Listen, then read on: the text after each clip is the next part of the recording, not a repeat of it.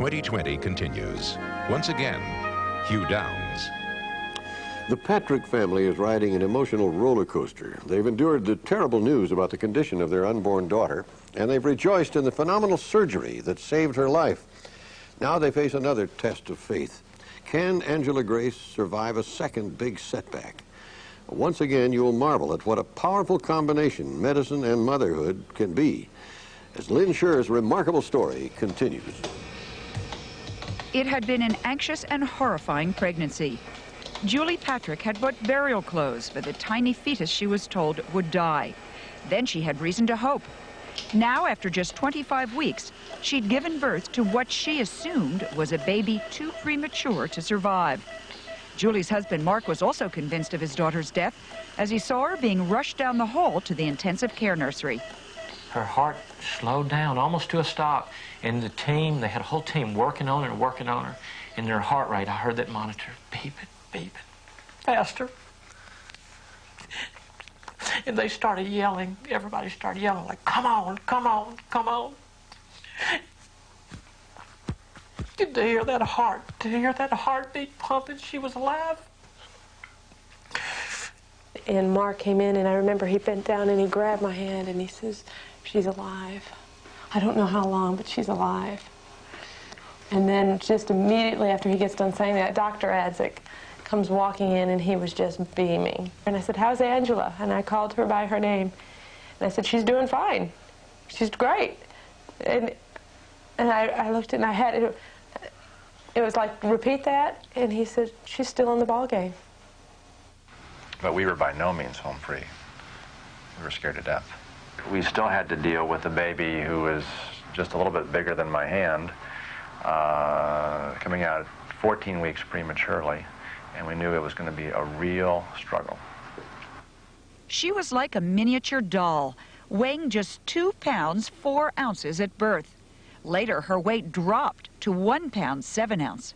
And her face was so tiny that you could probably completely cover the circumference of it with a $50. And I remember her little hands stretched out were just a little bit bigger than the end of my thumb. I got to hold her hand, and I just remember she moved her hand just so slightly. They had her sedated, and she had a beautiful little face, but she couldn't even open her eyes. They were still sealed, like a little kitten. We waited 2 weeks for her to open her eyes.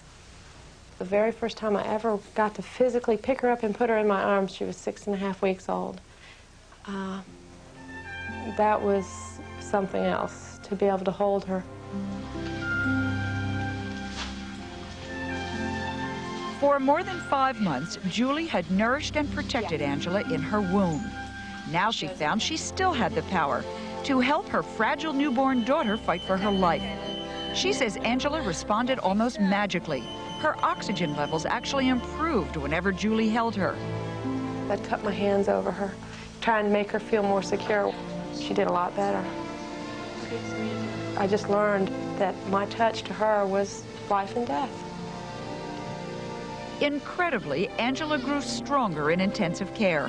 Strong enough and big enough after 3 months that Julie could do what every other parent takes for granted: bring her home at a comparatively huge 3 pounds 14 ounces. And I swaddled her up, and I got her all in her blanket, and I realized this was the blanket I was going to bury her in. I didn't realize it at the point that I had packed that blanket to dress her in, but I remember bringing her home and how wonderful that feeling that was, to be bringing her home in that blanket. It was good. They watched carefully for effects of her ordeal. People would call, and they would, I guess behind her back, say things like, well, they're always going to have problems with that baby.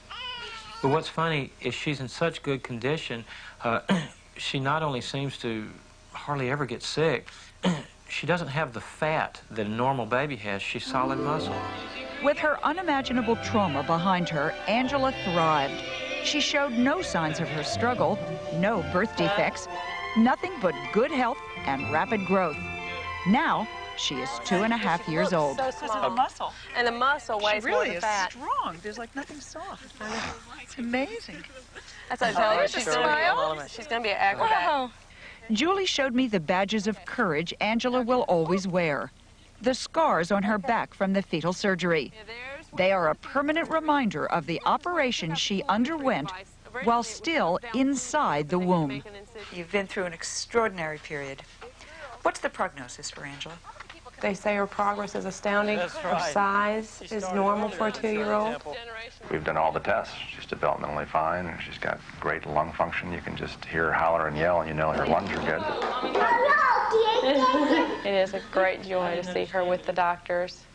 Like we saw her touching Dr. Edzik's hands and realizing that those were the hands that saved her life. And I think that's very precious, those moments.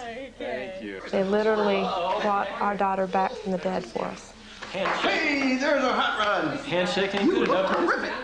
You know that? You look fantastic. They're the heroes.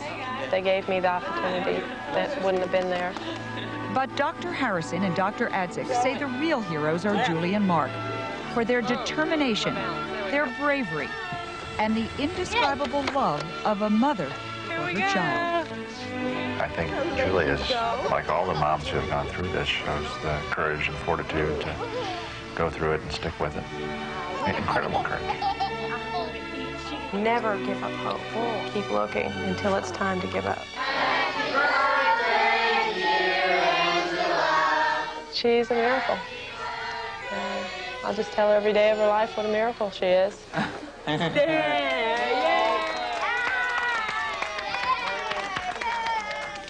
That is fantastic. Wonderful. What a story. But Lynn, what about the cost? I mean, the operation, all the care afterwards. How much does it cost? Who pays for it? Barbara, the Patricks had to spend about $800,000 for this operation, plus the travel expenses. Now, they were quite lucky. The medical costs were essentially picked up, covered by insurance. And in fact, there does seem to be a growing willingness in many cases for insurance companies to cover costs of things like this. Did the hospital pay any of it? The hospital will cover when certain things are not covered by the insurance. In this case, the insurance took care of it. What kinds of operations can be done on a fetus, and who's eligible? Well, only certain cases are eligible. There are only certain conditions, only certain anomalies, as they say, with the fetus that can be treated this way, and they're trying to make it grow a little bit. The doctors would like to expand their base, but right now it's got to be just a few, 3 or 4 different conditions, and also the mother has to be in very good health and willing to undergo this. All of that. Yeah. Well, when it works out, it is a miracle. This was just an extraordinary situation. Now, what a wonderful And you little were child. holding that baby, hey? That's great kid. Thanks, Lynn.